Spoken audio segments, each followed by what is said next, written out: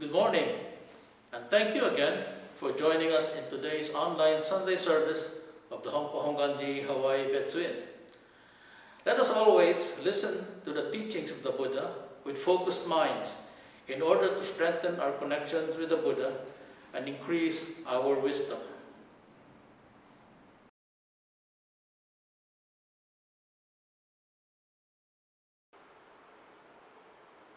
Oh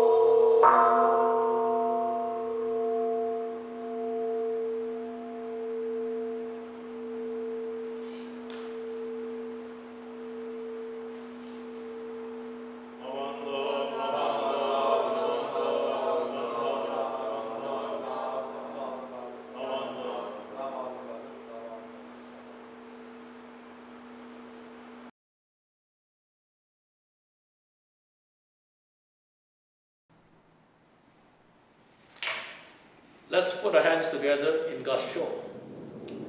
Just as a tree, when cut down, sprouts up again, if the roots remain firm and uninjured, even so the suffering of life returns again and again, if the roots of craving is not completely destroyed.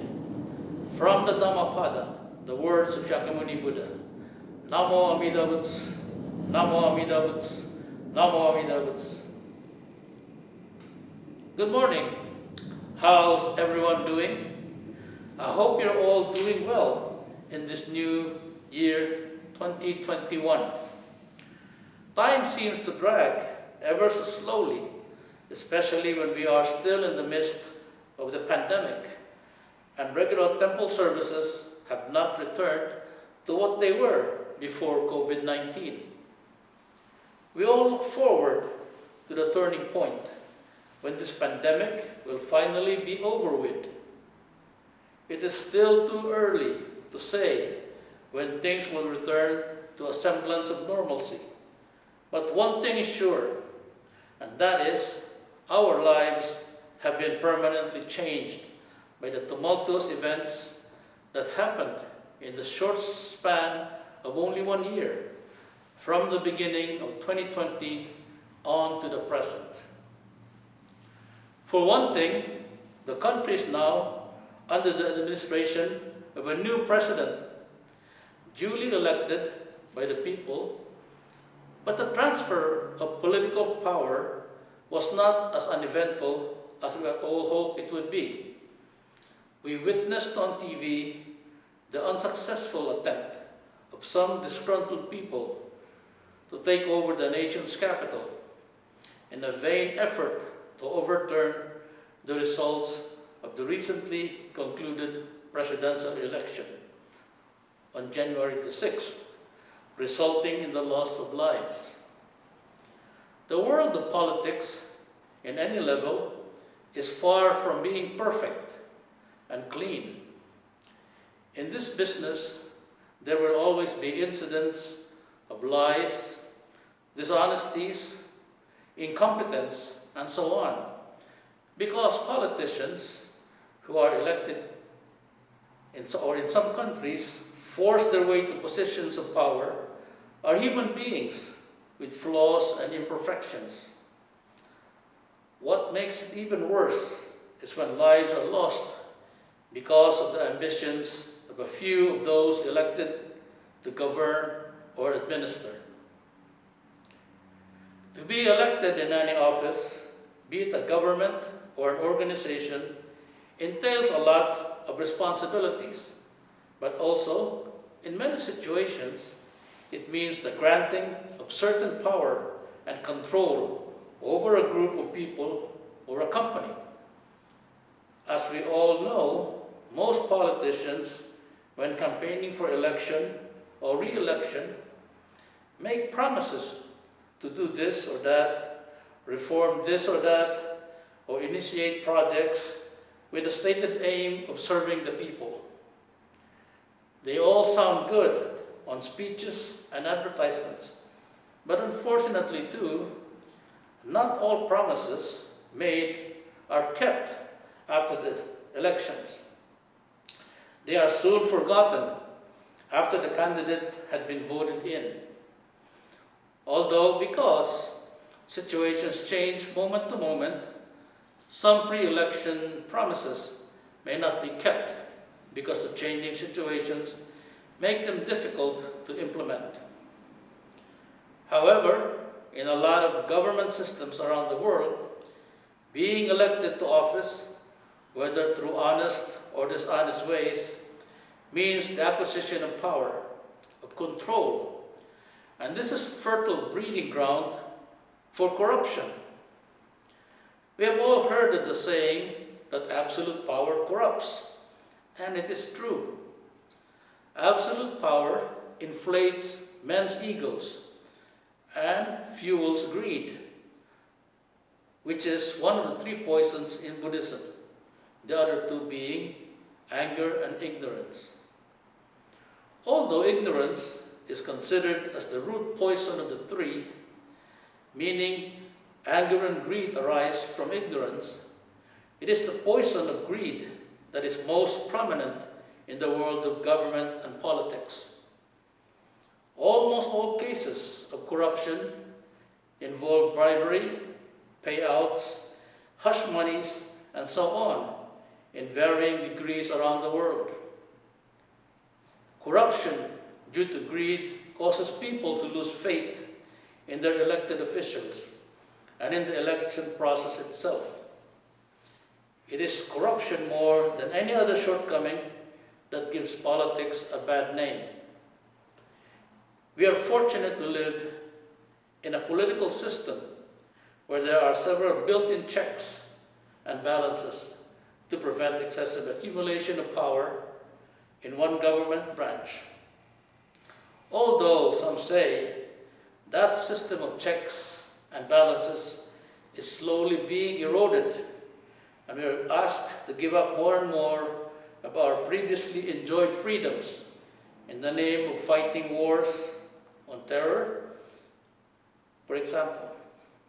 But going back to the poison of greed, it doesn't figure as much in the US political system, but more common in the business world, the world of corporations, big companies, those who make enormous profits, but yet find loopholes in the system to avoid paying their dues, taxes.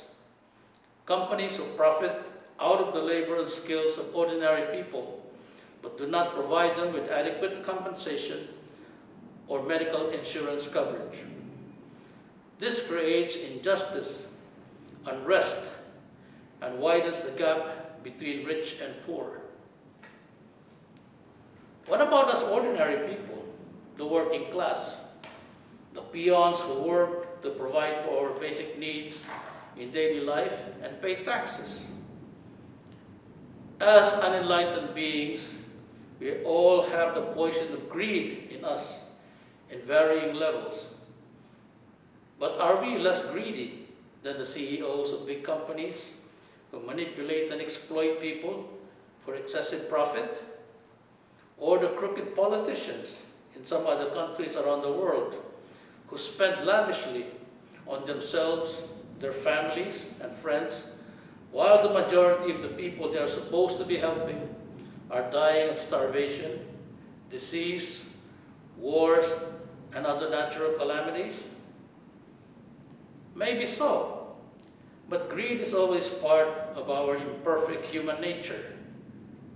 It is one of our bonno, or blind passion, which causes us, according to Buddhist teaching, to continuously transmigrate in the cycle of birth and death. It is a cause of suffering.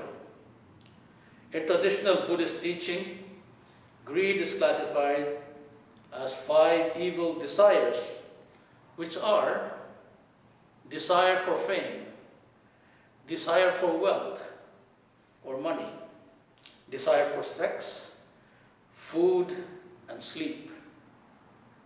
It sounds valid, but if we examine it closely, the last two, food and sleep, are actually more like needs rather than desires. Food and sleep are necessary for life. Wealth and fame are desires, and so is sex. But all 5 of them, when excessive, become greed. So then, we can say that greed is attempting to possess more than what one actually needs or deserves, and most especially at the expense of others. Desire is simply to want something very much, and although some cultures do not attach moral judgment to desire, because desire, especially uncontrolled, leads to greed, then in Buddhism, it is considered a hindrance to enlightenment and a poison.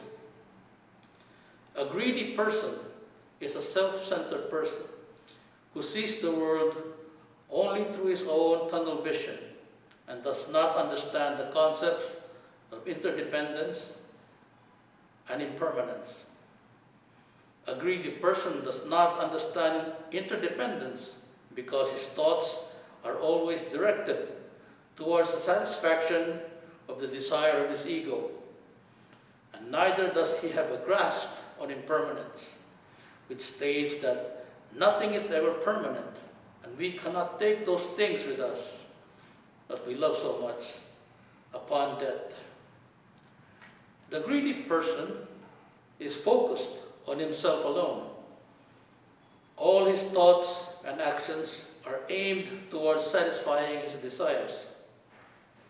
Unfortunately, there are many such people in the world, and the distribution of the world's resources is so uneven that Mahatma Gandhi, the great leader of Indian nationalism and advocate of non-violence, once said, "There is always enough resources for the truly needy, but not enough for the greedy." This saying reminds me of a story written by the famous Russian novelist and short story writer Leo Tolstoy, the author of the famous novel War and Peace. This is a story, however, about greed. Leo Tolstoy once wrote about a successful peasant farmer who was not satisfied with the size of the land he owns. He wanted more of everything. One day he received a novel offer from a rich person who owned large tracts of land and who was testing his greediness. The offer was, for 1,000 rubles, he could buy all the land he could walk around in a single day. It seems easy, and the only catch in the deal was that he had to be back at his starting point by sundown.